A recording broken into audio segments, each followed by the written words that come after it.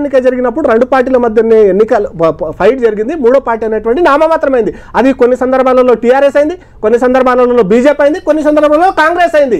అంత మాత్రాన ఇంకా మా ఓట్లు పడలేదా అంటే అంతకంటే ముందు జరిగినటువంటి 2023 అసెంబ్లీ ఎన్నికల్లో జూబ్లీహిల్స్ లో మాకు వచ్చినటువంటి ఓట్లు 25,000 ఓట్లే. కళ్యాణ్ గారు 25,000 ఓట్లే వచ్చినాయి. అంతకంటే ముందు 2018లో జరిగినటువంటి ఎన్నికల్లో మాకు వచ్చినటువంటి ఓట్లు 16,000 ఓట్లే.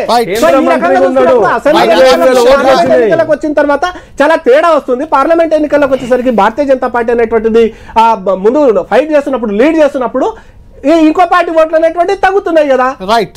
5వ రౌండ్ కూడా కౌంటింగ్ పూర్తయింది. 5వ రౌండ్ అఫీషియల్గా ఇంకా రావాల్సింది. 5వ రౌండ్ కౌంటింగ్ ముగిసిన తర్వాత 10,000కు పైగా ఓట్ల ఆధిక్యంలో కాంగ్రెస్ పార్టీ అభ్యర్థి నవీన్ యాదవ్ కనిపిస్తున్నారు. బీఆర్ఎస్ అభ్యర్థి మాగంటి సునీత 10,000 వెనుకంజలో, 10,000కు పైగా ఓట్ల వెనుకంజలో ఉన్నారు. అంటే 5 రౌండ్లను మనం ఏ డివిజన్లో ఒకసారి చూస్తే షేక్పేట, ఎర్రగడ్డ, రెహమత్ నగర్, వెంగళరావు నగర్, ఈ 4 డివిజన్లకు సంబంధించి 5 రౌండ్లలో కౌంటింగ్ పూర్తయింది. 6వ రౌండ్ కౌంటింగ్ కూడా ఇప్పుడే మొదలైంది. 6వ రౌండ్లో కూడా కొంతవరకు స్వల్పంగా వెంగళరావు నగర్ ఓట్లు ఉంటాయి. యూసుఫ్ కూడా ఓట్లు కూడా అందులో యాడ్ అవుతాయి.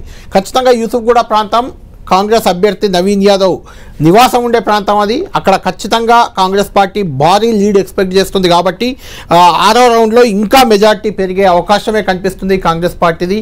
ఏ రౌండ్లో కూడా ఇప్పటి వరకు బీఆర్ఎస్ పార్టీ ఆధిక్యంలో లేదు. కేవలం తొలి రౌండ్లో మాత్రం స్వల్ప ఆధిక్యం కాంగ్రెస్కి దక్కింది. 40-45 ఓట్ల ఆధిక్యం మాత్రమే దక్కింది.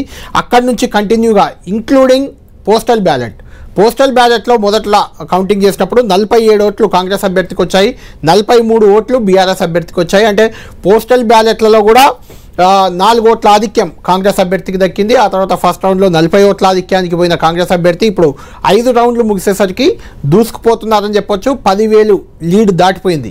అంటే ఆల్మోస్ట్ 20,000, 10-20,000 మధ్య లీడ్ అనేది అన్ని ఎగ్జిట్ పోల్స్ కూడా ఇదే రకమైన అంచనా వేశాయి. అదే రకమైన అంచనా నిజం కాబోతుంది.